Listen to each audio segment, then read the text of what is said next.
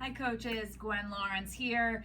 Today we're here to talk about some right before bed yoga you can do to settle you down. And don't forget to refer to your breathing video for some extra breathing techniques before bed as well.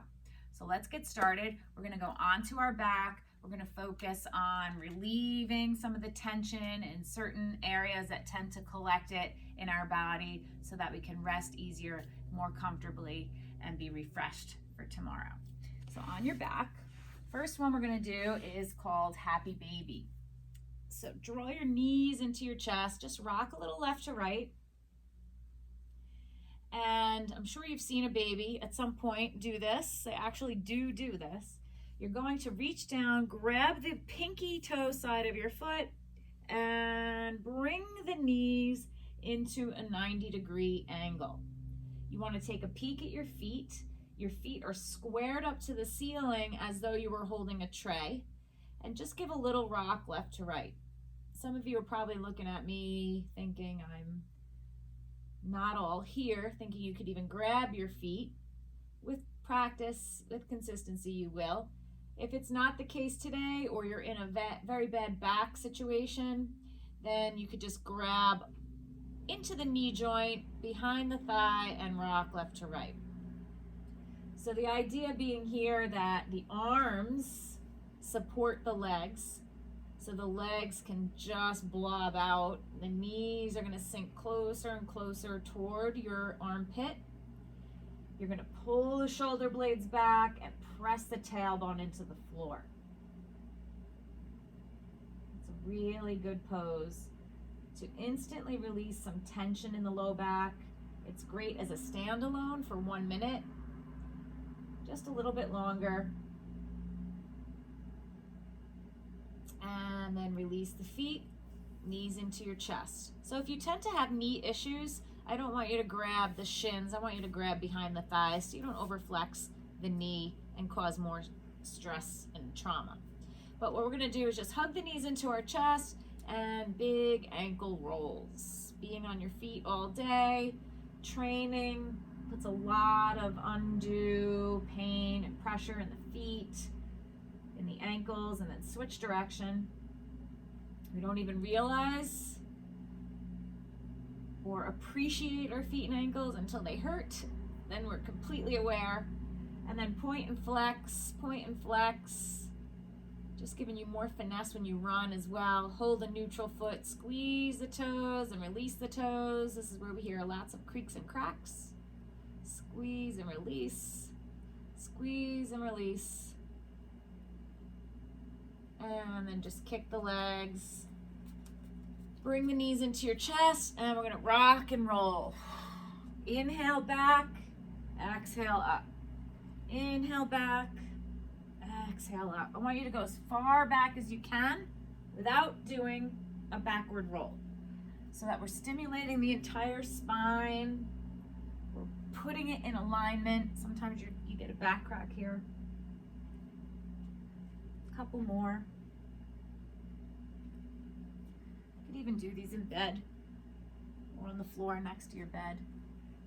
And then come up to seated.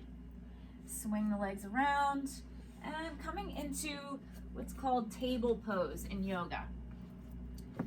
Okay, so hands and knees, essentially. I want you to really line yourself up. If you notice, my hips are right over my knee's in a 90-degree angle, my toes are untucked. If you tend to have crampy feet, then you can keep the toes tucked, no big deal. Wrists are under the shoulders, 90-degree angle. This is the best supportive table pose that you can create. Look down at your hands. I want equal space between each finger. I want you to plug your entire hand into the floor as though you were making a perfect handprint. So try not to lift the pointer or thumb the entire time we're doing this. And you're going to start doing circles. So we're going to open up the wrists a little bit. A lot of tension from potentially being on the computer and typing all day, texting, gripping a pen, holding a clipboard.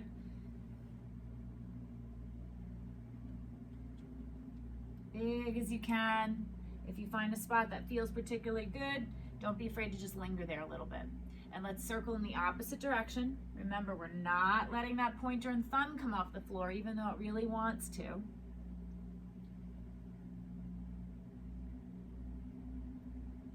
And then come on up, standing on the knees, and just shake them out a little bit. A little sidebar, if you play tennis or golf, this is great for your grip. And now we're going to take the hands into 3 o'clock, 9 o'clock. About 4 inches between your wrists. Okay?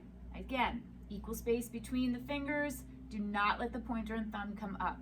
And start your circles. A little bit of a different feel. When you first do this, your circle might not be that big at all, but notice with time, with attention, practice, and consistency, that circle will get nice and big. And then go the other way. Circle the other way. Arms are strong and straight. Ears out of your, or shoulders out of your ears. And then back to center. You're just going to walk to the right, stretch that right wrist, push the floor away. And then back through center, other side. You could always hold those a little longer if you want. And then coming to standing, gotta give it a little time, a little shake out. Your wrist might be a little angry at you right now. A gentle interlace of the fingers and just rotate the wrist joint a little bit each direction.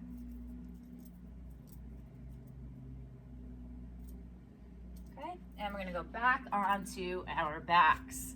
Before we go any further, best case scenario is that you have a yoga block for this one. You can do it up against the wall. That's a possibility. If you're in a hotel, if you're on the road, you could roll up a pillow. If you have a foam roller, you could use that as well. This one's called heavy legs. We do this one to get nice fresh legs. If you're sore, if you're tight, if you're swollen, bloated, flying, dehydrated, this is gonna help drain that excessive lymph from your feet, lighten up the legs, and get you ready to settle down. So I'm going to show you with the block, onto your back, lifting your hips, and put it under the back of your hips. Legs are going to go straight up to the sky, and this is it. So really you do nothing here except completely surrender, let gravity do the work for you. If your hamstrings are tight, you might find yourself here a little bit, but with consistent practice, the legs will be nice and straight. You can even drop them in. You might even start feeling the blood leaving the feet right away. We're just helping lymph via gravity drain out of those feet. This is a great one to do in the locker room between games as well. If you want to do some extra ankle rolls while you're here, I wouldn't be mad at that. If you're feeling puffy in the hands as well, you could always just hold the hands up. Not really engaging too much, a little limp in the hands. No need to stay here too long. At some point you're going to feel pins and needles because all the blood's draining out of your feet. If you do it up against the wall, your butt is all the way up against the wall, back on the ground, legs straight up. And then slowly bring the knees into your chest, feet flat on the floor. Take that block out. Might feel like you're in a hole now.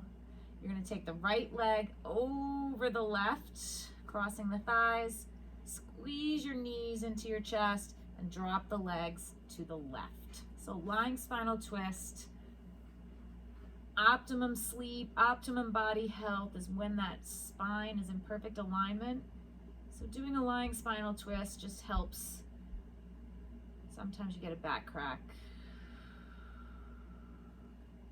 Your left hand is going to negotiate that knee down. You're going to reach and look over your right shoulder, right palm faces up, and play around with that arm slot to where you feel the best stretch. Pec, bicep, shoulder. 30 more seconds.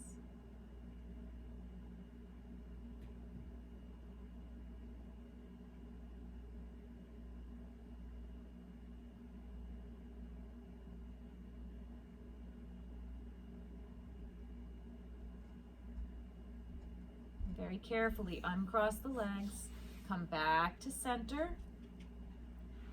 Bring your hips back in center, just stay still for a moment.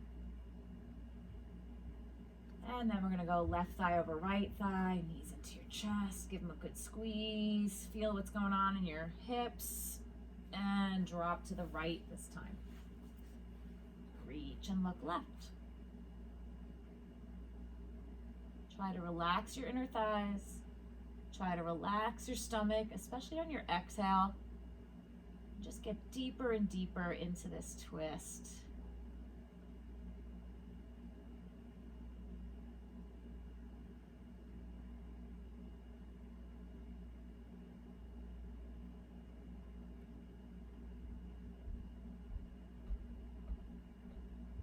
A few more long, deep breaths. Inhaling, exhaling through the nose only.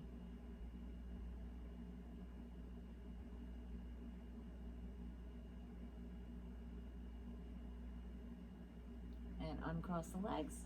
Come back to center. Give the knees a squeeze. And come up to seated.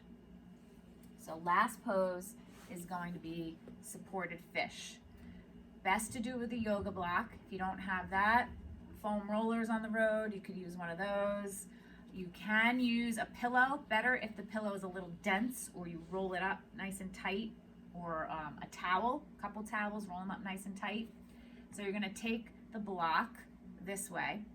This is where the spine is gonna start to touch. You're gonna go over, and likely in the beginning, you're going to need a second block or pillow to support your head, because you don't want your head just hanging out in nowhere. You want it supported on the floor.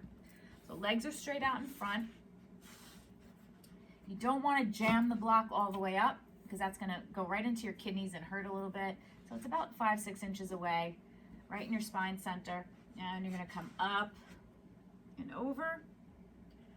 And second block for your head. And arms are down by your side, palms face up. Taking some deep breaths here. I want you to shake the legs out. Legs are heavy, feet flop out, hips are heavy. Inhale, you're getting traction in the spine. Now, a sidebar. If you do have a yoga block, your goal someday is to be in this position, up over this block, and your head touches the floor. And your butt is still on the floor. Okay, that's good traction. You guys stay there. I'm going to talk to you a little bit about it. That's really good traction in the back, creating space for all the discs between the vertebra, allowing for more blood and oxygen, better nerve flow. Body's going to function most optimally, organ function, and most of all, opening the chest to breathe deep. I want your shoulders to be heavy, arms heavy, just turning yourself inside out, especially if you notice you have poor posture or you're at your desk a lot. This is literally turning yourself inside out. So I want you to stay there about 1 more minute.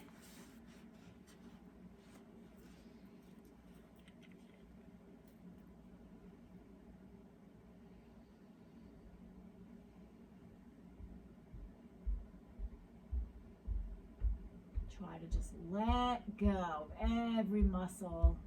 Let the block do the tractioning. Let gravity take you in deeper.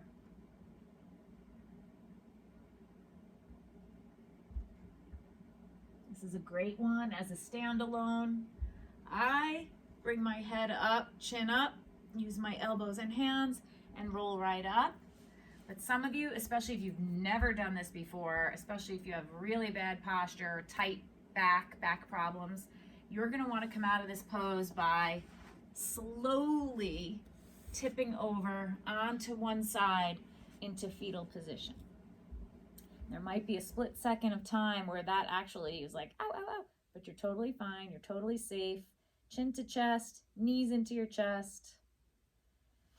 And then you're ready for bed. Onto your back. Maybe you want to do some of the breath work that we practiced together. And hopefully that helps you have a sounder sleep so you're better refreshed and better equipped to be a great coach tomorrow. So thanks for joining me. Do this every night. You can't overdo this, but be consistent to be great, and I'll see you next time.